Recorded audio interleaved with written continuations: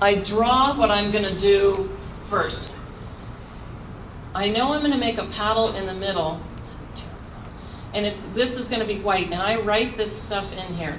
It's a way to keep a record of what you're doing, as well as when you're on the torch. I get confused sometimes. So if I have it written down, I'm going to do a turquoise opaque on this side and a lime opaque on this side. And then I'm going to build a big giant loaf of bread on either side. With my work, the intensity of the color is really important to me. So by putting a matching transparent on top of the opaque, I get more intensity of color. So if there's turquoise on this side, it'll be a matching turquoise transparent on that side. Then I'm going to case the whole thing with clear. And then I like the line that's a detail line on the outside. So I'll often do that with a filigrana rod. But you have to be really careful and don't look at the end of your filigrana rod. And if it has that white core in it, don't use it, because that will devitrify. But there is a turquoise that doesn't have the white in it. And so you just go through it, or you make your own. And so I'll mark on here where I want to put them. And I have lime on this side, so I want contrast, so I'll put the turquoise on that side. And in this case, I do have a piece of lime filigrana that I made and is warming. And the other thing is, if you haven't done a lot of these, start small.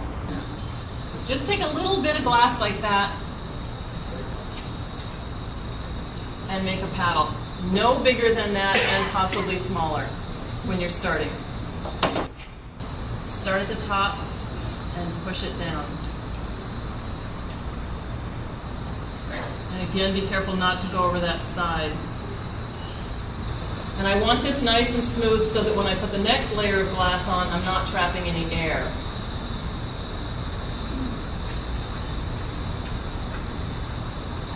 Do I always make my paddles square? Actually, I do. And now we're going to build our loaf of bread.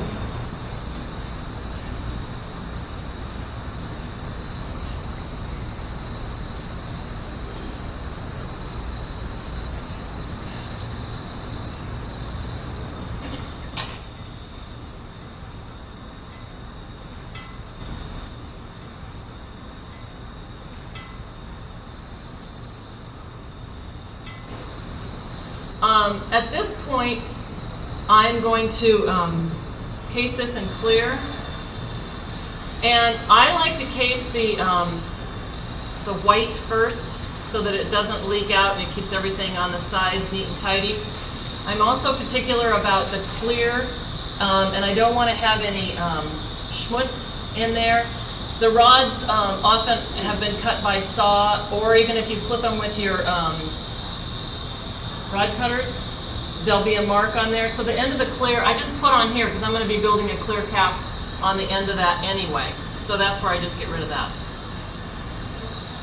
I am trying to build a pretty large glob of clear.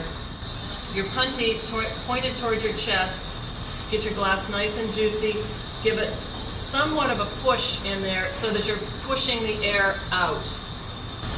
Heather, what kind of clear do you use? This week, I'm using Lauscha. I seem to have a lot of luck with that. It's been the nicest clear I've seen in the last 2 or 3 years.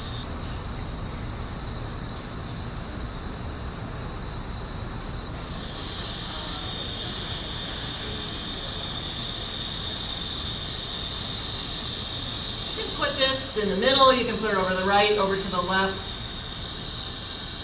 You can cut it off with rod cutters, or you can just heat it in the flame and cut it off. You'll notice that this filigrana is really fat. This is some that I made myself. Just put that right there. But it works, so. When you're heating this, you want to spin, you don't want to be spinning like this. You got to give it some time for the heat to soak in.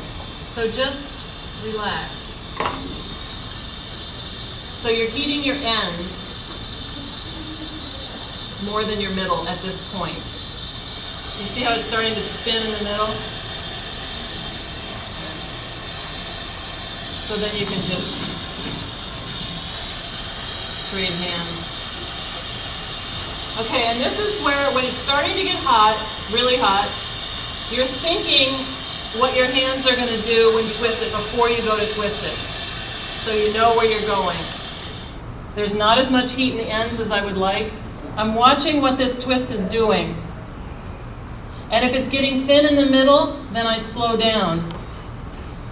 That's nice. That looks great.